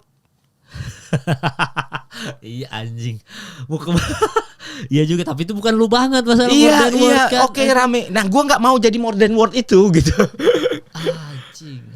Iya, gue juga menghindari itu sih, nggak mau jadi more than word kalau gue nggak nyaman. Iya. Dan wah, iya juga ya. Dan itu kita tidak bisa ini ya. Bahkan waktu Guru Gembul kesini aja ngomongnya alien anjing, gimana dia nggak? Ya karena kan sekali lagi gue tidak mau obrolin alien, tiba-tiba entah di pertengahan akhirnya konspirasi melekat kan. Iya. Bahkan Guru Gembul kayak sekarang ada di posisi lu udah kayaknya jangan deh kalau konspirasi gue enggak deh. Gue kalau kayak lu tadi kalau stoik gak dulu deh. Gue udah bikin banyak nih, kenapa lu ngomongin tentang alien kalau kata Guru Gembul gitu kali ya. Oh iya. Dan itu bener juga ya. Maksudnya kalau ada yang lagi, kita nggak usah terus riding the wave juga, cukup aja. Kita harus kenal diri kita sendiri dulu. Kalau semuanya kita riding, ya kita bakal jadi rider doang kan. Iya. Berarti sebelum udahan Fer, gimana cara meng-create gagasan itu Fer yang bener nih, yang nggak salah ya? Maksudnya dalam pengertian step by stepnya apa sehingga menciptakan gagasan yang kuat supaya tadi lu bilang kita tidak dilupakan orang gitu. Oke, pertama tadi kan sebenarnya udah gue bilang di obrolan kita ini mal satu persatu. Ya gue summary lah ya. Ya. Pertama lu harus kenal diri lu sendiri. Satu. Lu suka atau enggak, lu pengen atau enggak. Oke. Kedua, lu harus kuat. Maksudnya lu harus tahu visi lu apa. Yang gue bilang tadi, lu harus tahu tujuan lu apa gitu. Dan meaning lu hidup itu untuk apa gitu. Oke, detailnya tujuan berarti. Tujuannya itu apa? Misalnya kayak gue bilang tadi, gue mau hidup 1000 tahun lagi gitu. Oke. Nah, dari situlah muncul gagasannya. Apa aja yang bisa gue gagas, apa saja yang bisa gue part of-nya yang mungkin sedang gue jalani ya the voice of voiceless tadi kan. Oke. Nah, setelahnya Oke. lu harus tahu apapun yang lu perbuat, lu bebas melakukan apapun, tapi lu nggak bisa ngontrol konsekuensi dari apa yang lu lakukan. Konsekuensi itu sesuatu yang tidak lepas dari hidup kita. Consequences itu pasti akan selalu ada. Bahkan ketika kita berpikir kita akan sudah melakukan hal yang terbaik dan paling benar, lu nggak akan pernah terbayang lu bisa di cancel karena lu cuma bilang Yeezy. Oke. Iya kan? Itu sesuatu yang gue salah apa? Gue waktu itu ya nggak salah sih. Istri gue sampai bilang kayaknya nggak ada salah-salahnya sih, ya biasa aja anak umur segitu, di umur segitu kan. Itu pasti nggak pernah lu kalkulasikan itu akan terjadi dulu kan. Iya. Dan pada akhirnya ya waktu lu umur lu muda, lu mungkin meresponnya tidak dengan slow gitu, tidak dengan santai. Iya. Itu akhirnya compounding bulat. Nah, seharusnya yang bisa menjelaskan ini lebih detail ya lu mal, karena lu ngerasain panjangnya. Mungkin nggak banyak orang yang ngerasain feel sebanyak lu dan dengan waktu selama lu gitu. Lu bakal akhirnya belajar kan dari situ. Oh ya udah, harusnya ini gua nggak terlalu tanggapin, atau bahkan mungkin gua double down lagi, gua bikin lucu lagi, selesai sebenarnya. Iya. Ya kan, nah kayak gitu. Jadi ya untuk mencapai gagasan kita harus tahu konsekuensi itu ada, bahkan ketika kita nggak perkirakan. Ketika kita ngerasa ngomong santai kayak gini itu ya udah biasa, bisa jadi besok ada yang goreng dan selesai gitu. Karena itulah, dan gue nggak bisa bilang ya kayak ya wah harusnya nggak kayak gitu. Ya gimana? Ada berapa kepala di dunia ini? Ada berapa pemahaman di dunia ini? Ya. Ada beberapa orang ya, keinginan orang, desire orang, dan kepuasan orang berbeda-beda, dan salah satunya ya kayak gitu. Jadi ya terakhir ya udah, setelah lu rumuskan, lu mulai sesuatu gitu. Apapun, nggak harus jadi content creator. apapun field yang lu mau tempuh ya tempuh sampai lu tahu kapan waktunya bilang cukup. Jangan sampai lu nggak ngerti waktu cukup juga. Banyak yang nggak ngerti, Fer. Ya kan? Nah ini masalah karena ada satu variabel yang benar-benar nggak bisa berhenti, itu waktu. Waktu kan terus habis. Makanya kita harus mengerti kecukupan kan. Itulah kenapa gue bikin set. Gue bikin target, gue bikin bar supaya gue bisa belajar ke diri gue sendiri dulu. Indikator itu penting bukan untuk orang lain tapi untuk diri kita sendiri. Nah masalahnya masyarakat dunia ini, manusia ini, ketika mereka membuat satu indikator, dia nggak pernah buat untuk dirinya sendiri tapi selalu untuk orang lain. Orang lain harus ikut standar ini, standar ini, standar ini. Makanya waktu lu tanya ke gue mana yang lebih bagus atau lebih buruk atau lebih nggak enak ketika podcast, gue bingung karena gue nggak ngeset indikator di sana. Justru gue set mana yang gue ngerasa kayak lebih enak ketika ngomongin di sini nih. Misalnya kayak di Guru Gembul tuh enak, ngobrol lama enak, tapi ini benar-benar yang absurd sih yang dibahas juga gak jelas waktu itu. Ya. Karena emang nggak di-prepare kan. Ya itulah akhirnya gagasan lu muncul, apa yang lu mau lakuin dan lu siap untuk gagasan itu. Ya dan bilang cukup itu lumayan penting tuh ya. Penting karena itu hal simpel tapi manusia nggak bisa ngelakuin, kayak bilang cukup atau ngakuin kesalahan sendiri, ngakuin kebodohan sendiri, ngakuin kekurangan sendiri. Karena defaultnya kan kita selalu akan gue mencoba bertahan ya. Kan kalian tuh harus tahu gue ngelakuin ini karena gue ini gitu. Akhirnya itu bikin mereka jatuh lebih dalam. Iya. Kalau misalkan udah kayak gitu, berarti nggak harus ganti gagasan kan? Ganti konten atau ganti platformnya aja. Harus, karena nggak akan bisa. Lu kalau nggak bisa memahami itu, lu bakal kena kedua kalinya atau ketiga kalinya. Oke, gue pakai sampel. Gue nggak apa-apa ya bahas ini ya. Sampel. Kita jadiin satu studi kasus lah, Bang. Oke. Lu ngerasa nggak ketika masalah Yeezy lu dulu itu? Oke. Yang digoreng siapapun yang jadiin bahan lelucon dan sebagaimana. Iya. Kalau misalnya ketika itu muncul, lu nya nggak ngebalas. Iya. Lu nggak ini, satu lu diamin. Oke.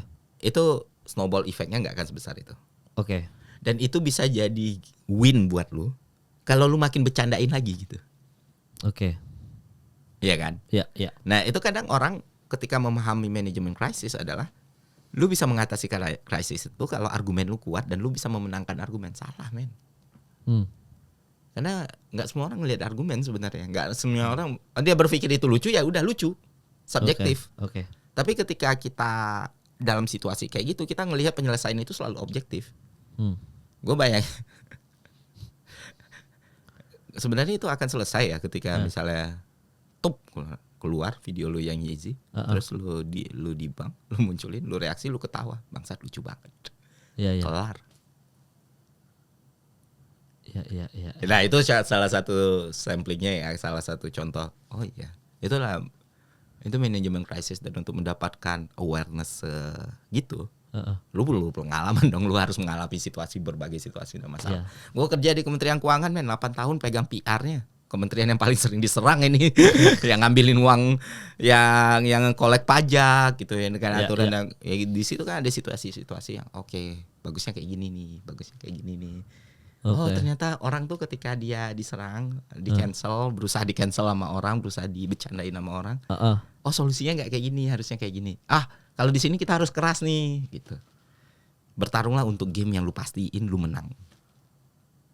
Oke, jangan asal bertarung aja. Iya, kalau filosofi samurai Jepang, gue lupa. Aduh, persis. Kayak ini ada 2 pertarungan yang lu harus analisis kan. Ada 2 kondisi yang mana lu nggak boleh bertarung. 1, diam aja ya. Iya, lu tahu lu bakal kalah. Iya. Gitu. Kalau intinya kayak ya udahlah, gue nggak harus bertarung. Tapi lu tahu, gue menang. Bertarunglah kalau lu pasti menang. Jangan bertarung kalau lu udah tahu lu pasti kalah. Gitu. Iya. Atau dibecandain itu tadi. Iya, ya caranya kayak gitu tadi, kayak lu nggak bertarung ya dengan cara kayak gitu. Nah beda lagi misalnya lu di-cancel karena moralitas. Nah itu penanganannya juga beda. Kalau itu kan enggak sebenarnya. Enggak, bercanda doang, jokes kan itu jokes doang. Jokes. Cuman ya mungkin lu di umur berapa lu? Wow, buset 25, 26. Iya itu mah menggebu-gebu. Kalau lu tanya Yeezy itu viral sekarang, penanganannya udah pasti enggak begitu. udah pasti enggak begitu. Dia sampai buat lagu loh waktu. Iya. Wah, anak keren betul gua. Iya, penanganannya udah pasti nggak akan di ranah situ lah. Maksudnya kalau buat sekarang ya. Tapi sekarang, kan kalau sekarang enak lu bicarain kan, jadi kayak refleksi kan. Kalau nggak salah nama album lu pun refleksi. evolusi. Oh sorry. Iya, karena ya itu bentuk evolusi aja dari hujatan. Gue tuh termasuk, ya mungkin ini berlaku buat semua orang juga, tapi gue termasuk yang sering dihujat kan dulu kan. Jadi ya dihujatnya sekali lagi soal apa namanya ya omongan apa yang gue omongin ternyata sempat viral, harusnya bisa gue bercandain, gue counter balik kan. Iya. Intinya mah cuma gitu doang kan. Kalau gue bercanda gue lewat, dan itu gue baru sadar sekarang juga, Fer. Ternyata impactnya dari gue nge-counter dulu tuh nggak ada apa-apanya. Iya. Maksudnya nggak ada yang signifikan gimana. Oh nggak juga ternyata. Maksudnya nggak ada pengaruh gimana di hidup gue gitu. Iya makanya Iya. sosial lu nggak keganggu Nggak sebenarnya. keganggu. Jadi kayak Iya ya juga kadang ya. ketika gue pun pernah dikritik di sosial media, gue pun pernah dikritik, gue nggak bohong, gue pernah dikritik, gue bilang ada yang salah, ya udah minta maaf aja, oke itu jadi noted, gue jadi belajar ke depannya dan selesai. Ya sebenarnya sosial media itu kan gamenya PR ya. Gamenya PR ya. Iya jadi kayak oke, pemahaman soal PR tuh nggak linear. Oh Oke. A tuh harus B, A tuh bisa C D E F G lo tanganin gitu. Walaupun lu nolak Israel datang ke Indonesia pun masih ada penanganan VR-nya tuh ya. Iya harusnya ketika lu narasikan nih misalnya Israel, lu orang yang Israel nggak boleh datang. Oke. Ini konteks. Nah konteks ini lu bungkusnya kayak gimana? Nah dan kadang ketika lu ini misalnya gue PR-nya pemerintah ya waktu itu, gue udah nggak PR loh. Iya. Ya, misalnya gue PR pemerintah, bukan pemerintah lah, PR, bukan pemerintah yang nolak lo BTW. Iya ya bukan kan Iya. perorangan ini yang Perorangan. nolak kan. Ya, oke. Ya yang pertama gue kalkulasiin jelas nggak mungkin gue bisa winning the game gitu.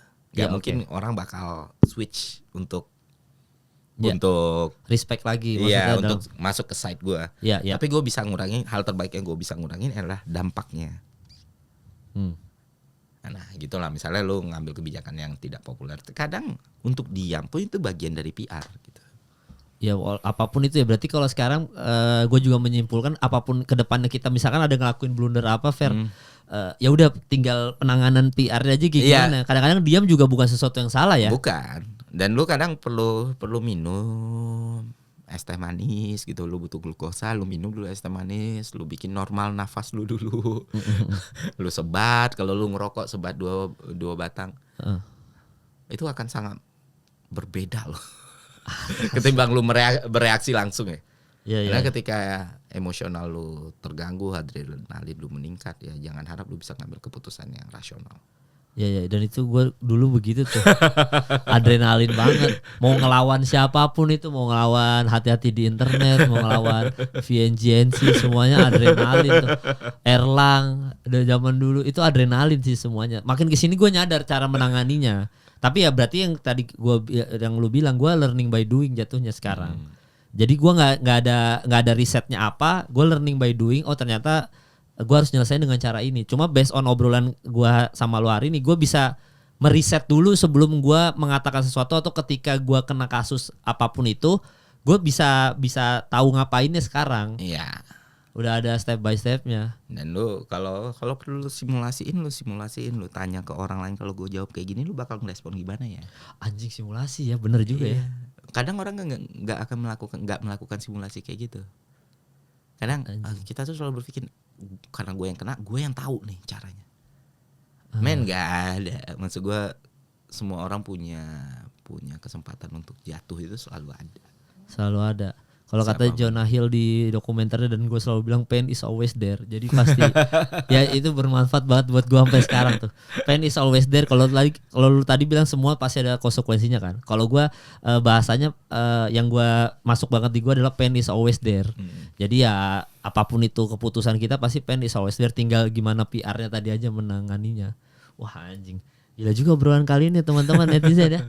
Tadinya mau ngomongin judi online ya anjing, tapi ya udah, lalu kalau mau dengerin judi online di episode kan banyak ada sama Kania, Mom Dad ngomongin judi online gitu-gitu. Walaupun teman-teman ingat, kalau misalkan kalian itu mempromosikan judi online, tangan kalian ikut berdarah itu terus yang gue dengar di Twitter. Ya maksudnya kalau judi online udahlah, ntar kita ibaratnya kalau sekarang kan lu concernnya masih itu dan lu udah ngomongin di semua podcast juga soal judi online. Jadi mungkin buat penutupnya kata-kata untuk ya ini versi lu yang hari ini ya, apa di otak lu sekarang ya, kata-kata untuk yang mempromosikan judi online apa berarti Fer?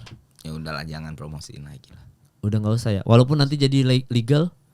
Itu udah beda konteks. Kalau sekarang kan bukan soal ilegal. Kalau sekarang ya jelas itu ilegal. Tapi kan problemnya itu nggak semata itu karena ilegal doang ya. Yeah. Lu harus ngelihat fakta sosialnya seperti apa dan kerusakannya udah seberapa parah. Iya, dan ini gue bukan orang yang suci banget kok. Gue bukan orang yang SJW. Maksudnya gue termasuk yang udahlah, bukan yang punya standar moral setinggi itu. Tapi kalau lu ngerasa tidak ada moral lu terusik ketika lu ngelihat orang bisa membunuh dirinya sendiri atau membunuh saudaranya sendiri atau bahkan orang tuanya sendiri karena judi online, berarti ada yang salah sama diri lu. Oke. Nah, masalah sedikit soal judi online ya, kayak gue lihat salah satu yang gue sorot itu kan behaviornya streamer game. Iya, tadi udah. Dan gue tuh bukan orang pertama yang ngomong di komunitinya mereka. Oke. Kalau nggak salah Udil namanya. Itu tuh udah ngingetin jangan kayak gitu. Lu tahu malah disindir-sindir dong si Udilnya ini. Anjing. Malah diserang ya. Malah diserang. Gue bilang ya udahlah, coba sindir gue aja lah gini. Iya. Satu monggo lo, silakan lo. Gue tahu kok. Ya balik lagi. Okay. Gue punya visi, gue punya gagasan, gue tahu value yang gue perjuangin. Ya udah. Tapi kan dimanapun podcastnya, bahkan di konten gue, di podcast apapun, gue kayak gak nyebut nama. Iya benar, nggak jemput. Jadi aman ya, kan dikena UU ITE segala macam ya. Kalau dikenain malah seru, tahu? Ya malah lu nunggu itu ya, lu nunggu itu sehingga lu bisa. Iya. Tapi kalau pemerintah bikinin kasino sendiri, lu setuju Fer? Kasino satu tempat, kasino besar gitu. Beda mal. Ya jadi beda ini, ya. Kita harus paham dulu masalahnya nih. Kasino besar itu sekarang kan judi online itu mostly itu jadi problem sosial yang kelas menengah ke bawah. Iya benar. Lo bikin kasino kelas menengah ke situ nggak? Menengah ke bawah nggak? Karena dengan regulasi yang ketat ya jelas. Oke. Ya itu lu nggak nyelesain satu masalah nih. Malah lu, iya benar. Nyediain sesuatu yang bukan jadi ceruknya masalah ini. Ya gitu. bukan jadi jawabannya masalah ini ya. Menengah ke bawah, sosial menengah ke bawah ini ya yang main kasino orang yang mampu dong.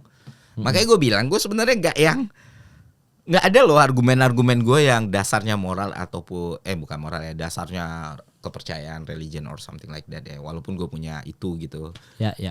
Cuman ya kita nggak perlu sampai ke sana untuk memahami ini secara sosial aja. Ini ada problem loh gitu. Masa kalau dipajakin judi online-nya oke. Tapi kalau ketergantungan dan kecanduan ini nggak segera diatasi, mau lu pajakin setinggi apapun nggak akan guna kalau manusianya udah nggak ada nantinya. Iya kan, kalau penghasilannya udah kesana semua, ekonomi nggak berputar, untuk pajak setinggi apapun negaranya hancur gimana? Ya. Jadi sebenarnya kan banyak sekali step by step tindakan sampai edukasi dan sosialisasi gitu loh. Dimarak atau enggak, kita pernah mengalami bukan sama ya, kurang lebih mirip waktu perang dengan narkoba tahun 2000-an. Itu kan gencar. Okay. Nah, kita bisa dibilang ya walaupun agak terlambat tapi seenggaknya bisa kita kendalikan ya, kita reduce lah. Di US udah terlambat kan war drugsnya, udah gila-gilaan. Ya udah terlambat ya. Udah sangat terlambat. Di Jakarta lah, di Indonesia lah. Dulu tuh drugs itu dikonsumsi di klub malam gitu.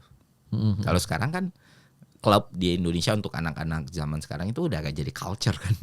Ya lu makanya ketika lu ngomong sama om-om atau bapak-bapak gitu, ya, ketika mereka mendengar klub itu orang bakal neken katanya. Enggak loh, orang di klub itu bahkan ada yang nggak minum gitu, tapi mereka cuma mau vibing gitu. Iya. Ya, itu contoh bagaimana society itu bergerak ya. Nah, sebenarnya kan kalau lu punya kekuasaan, punya kuasa, punya uang. Ya makanya gue sempat bilang bikin video sendiri. Saya akan mencoblos calon presiden yang peduli sama judi online. Gue pernah bercanda begitu. Dan kayaknya juga akan banyak gitu kalau yang bisa ngangkat. Masalahnya di setiap deklarasi atau debat capres kan mereka nggak nyentuh tanah ya, kayak apa yang mereka bicarain ini kan. Men, problem kita banyak loh, problem sosial kita yang benar-benar lu bisa grab gitu.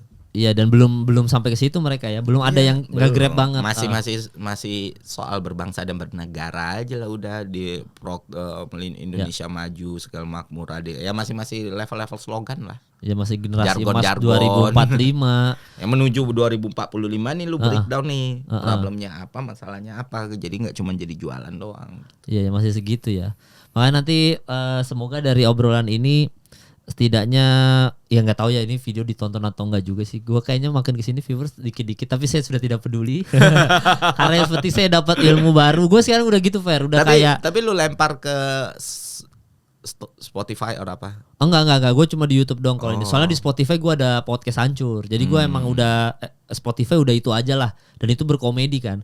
Ini nih tadinya juga bikin kontennya juga untuk ngasih tahu bahwa gue nggak hanya berkomedi loh gitu. Gue bisa juga ngobrol serius-serius aja yang nggak harus gue lucu-lucu terus gitu. Tapi yang podcast hancur ada YouTube-nya.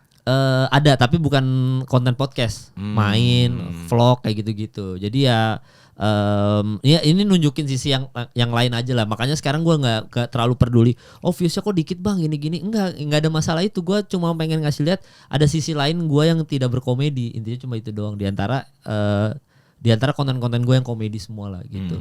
Jadi makanya buat Ferry, thank you Fer ya. Sama-sama, udah dateng ke sini, semoga ilmunya bermanfaat nih. Amin. Di sini dan pahala lu nggak putus-putus. Amin. Iya. Amin. Dan pokoknya buat yang nonton episode kali ini sekali lagi mohon maaf atas kesalahan yang ada di episode kali ini teman-teman, tidak ada maksud apa-apa dan ya itu murni mungkin kesalahan gue dan Ferry aja. Jadi kalau misalkan ada yang salah dibenerin aja Fer. Iya. Ya itu Pen is always there yang Jonah Hill gue pakai terus sampai sekarang. Bahkan yang tadi aja kayak mohon maaf atas kesalahan itu Mbah Sujiwote juga ngasih tahu gue. Pas datang ke sini juga dia bilang, gue kan waktu itu ditegur, mohon maaf kalau ada kesalahan. Wes nggak boleh gitu kata Mbah Tejo. Itu sombong kalau pakai kata ada. Mohon maaf atas kesalahan, kita manusia pasti ada salah. Wes langsung gue pakai sampai sekarang. Udah mau setahun gue sama Dimas nih ngerjain ini, udah gue pakai terus itu. Jadi gitu. Jadi omongan lu nanti beberapa masalah supply and demand pasti gue pakai terus tuh. Makanya gue izin Fer ya. Kalau kata-kata lu yang di episode ini ada yang nyangkut di otak gue nih kan gue pakai terus. Jadi thank you udah nonton, sekali lagi thank you Ferry, sehat-sehat terus. Buat yang nonton thank you, udah sampai ketemu lagi di episode selanjutnya.